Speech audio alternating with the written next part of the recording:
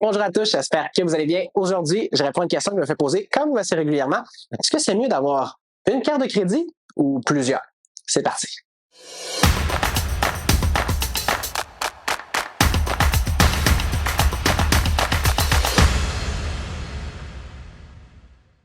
Bon, pour répondre à la question, c'est mieux d'avoir plusieurs. Salut. Ben non, on ne prend pas cette blague-là. Pour répondre à la question, oui, c'est mieux d'en avoir plusieurs. Je vais vous expliquer pourquoi. Pour ceux et celles qui n'ont jamais vu les vidéos que je fais, les capsules sur le bureau de crédit, on a 5 critères. Je ne les répéterai pas tous, mais le critère numéro 1, c'est le nombre de lignes de crédit actives. Puis, comme je dis souvent, il y a une façon qui est super simple pour augmenter nos lignes de crédit, c'est d'avoir des cartes de crédit. Parce que oui, à part de ça, les prêts auto, les marges, c'est toujours plus difficile qu'une simple carte de crédit. Petit point par contre, quand je dis avoir plusieurs cartes de crédit, je ne veux pas dire les utiliser. Ce que je veux dire, c'est les avoir en sa possession. Prenez-moi comme exemple, je pense que j'ai 12 cartes, même quelqu'un de fois, j'étais à 15 ou 13, 14, 15, peu importe, cartes de crédit, j'en utilise 3. Donc j'en ai une pour mon essence, une pour ma business et une pour tout le reste. Une chose qu'il faut faire attention par contre, lorsqu'on commence à avoir beaucoup de cartes, beaucoup de crédits disponibles, c'est notre utilisation. Mais pas en termes de montant, en termes de pourcentage. Je vous donne un exemple. 2 personnes qui ont 5 000 $ de cartes de crédit.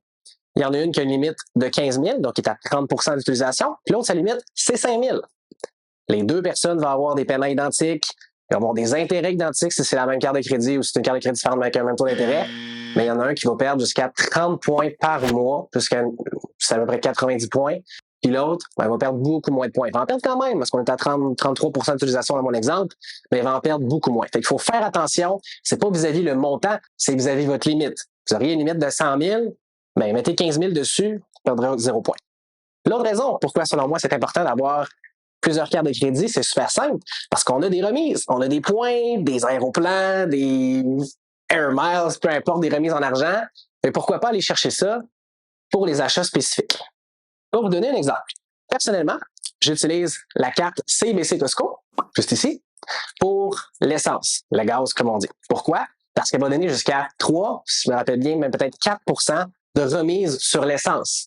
Là où que, lorsqu'on va faire d'autres achats, ben c'est beaucoup moins. Un achat dans une pharmacie, c'est seulement 1 %. C'est ordinaire. J'ai aussi la carte de crédit Desjardins, World Elite, je crois, qui, elle, offre jusqu'à 4 % lorsqu'on va manger au restaurant. Pour ceux qui me connaissent, j'aime ça manger au restaurant. Fait, c'est une autre occasion d'aller chercher, celle-là, c'est pas des points, c'est des remises en argent. Mais en fait, les deux, c'est des remises en argent. Bref, pour conclure tout ça, vidéo short and sweet, c'est très important d'avoir plusieurs cartes de crédit parce qu'on fait plusieurs types d'achats, puis on va aller chercher le maximum de remises pour chaque achat. Puis aussi, c'est la façon la plus facile de se construire un crédit. Puis il n'y a pas d'âge pour se construire un crédit. Ça coûte rien d'aller chercher une carte de crédit. Il y en a plein qui sont gratuites. Bref, c'est tout pour moi aujourd'hui. J'espère que vous avez apprécié la vidéo. Shootez-moi un DM si jamais vous avez des questions. Sinon, on se dit à la semaine prochaine. Bye!